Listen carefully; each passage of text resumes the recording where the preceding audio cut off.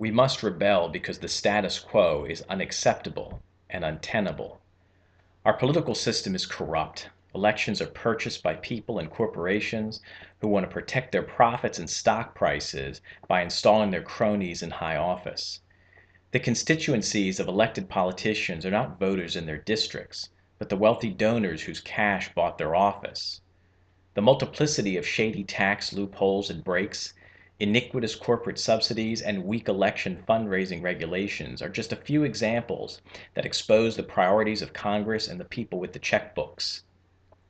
In the same way that CIA operatives distributed bags of money to warlords in Afghanistan to enlist their help in fighting the Taliban, corporations take their sacks of cash to the Tora Bora of Capitol Hill to purchase the votes of legislators who prioritize staying in office above doing some public good once in it.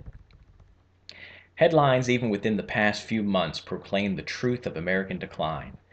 U.S. rankings in education, freedom of the press, economic opportunity and upward mobility, economic equality, health of democracy, corruption, and global perception are not merely lower now than in the past, they are low relative to many other countries. For nearly 6 years, the U.S. has been mired in economic stagnation and recession caused by lax banking regulations and gross corporate misconduct, which remains unpunished except for having to pay a forced bribe to the government in the form of a fine to avoid criminal charges. Yet 23% of wealth generated in the anemic recovery has been siphoned by the wealthiest 1%. The investor class has already recovered and is reveling in a sky-high stock market and their 15% tax rate. No surprise, the economy that they've manipulated through their purchase of the U.S. government is working just fine for them. For everyone else, unemployment and uncertainty remain high, prospects and hopes remain low, and politicians have provided either inadequate or invisible leadership.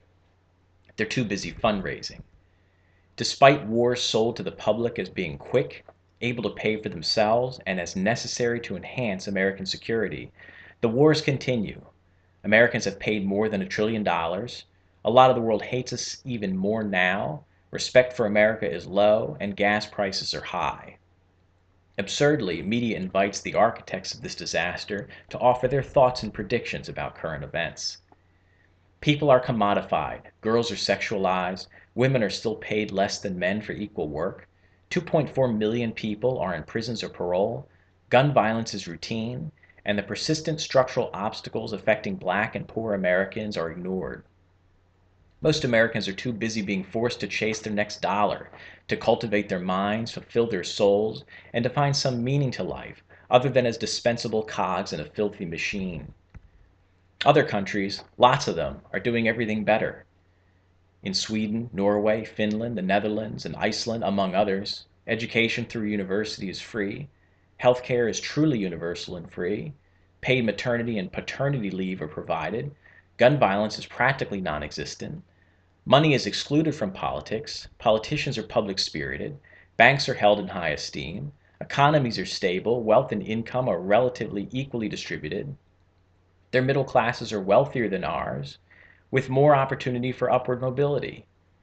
No wonder then that surveys report that citizens of such countries are much happier than anywhere else in the world, certainly than we are. Oh sure, they pay a high tax rate, but after Americans pay their income taxes, state and local taxes, pay for health care and for college, it's about the same income percentage. The difference is that in those countries, in return for a high tax rate, their citizens' needs are all met. After spending proportionately the same amount, Americans get military hardware not even the military wants, a corrupt political system dominated by corporations and venal politicians, a bloated and Byzantine healthcare system with a recent band-aid on it, and a prisoned military, financial, industrial, political complex that crushes the human spirit as it lunges for your wallet. There is another way to live, a better way to live. People in lots of other countries are doing it right now. Indeed, Americans themselves lived better from after World War II until the 70s. But since then, as other nations are optimizing their healthy, free, and safe civilizations, ours is deteriorating. Obviously, those in power are enmeshed in the scheme that created and sustained this system. They can't be expected to change it. The rest of us can either choose to exist amid the decay while the wealthy 1% and their flunkies pop their champagne bottles and purchase their third house. Or we can band together to reject injustice, inequality, and the mind-numbing obsession of the marketplace where individuals are merely consumers, either of products or of politicians' lies. We can rebel. We must rebel. Our salvation must come through revolution.